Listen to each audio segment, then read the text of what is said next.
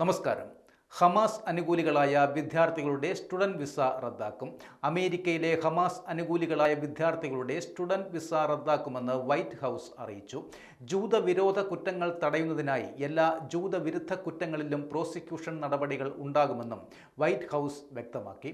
സ്ഥാപനങ്ങൾക്കും സംഘടനകൾക്കും നൽകുന്ന ഫെഡറൽ വായ്പകളും സഹായങ്ങളും മരവിപ്പിക്കാനുള്ള നീക്കം ഫെഡറൽ കോടതി തിങ്കളാഴ്ച വരെ തടഞ്ഞു.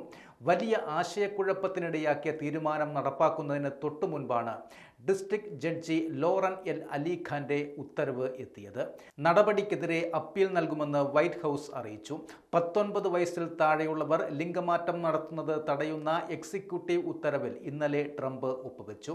ലിംഗമാറ്റം തടയുന്നതിനുള്ള നിയമങ്ങൾ കർശനമായി നടപ്പാക്കുമെന്ന് ട്രംപ് പറഞ്ഞിരുന്നു. ട്രാൻസ്ജെൻഡർ വിഭാഗത്തിൽപ്പെട്ടവർ സൈനിക സർവീസിൽ ചേരുന്നത് തടയുന്നതിന് നിയമ പരിഷ്കരണത്തിന് ട്രംപ് പെന്റഗണിന് നിർദ്ദേശവും നൽകിയിരുന്നു.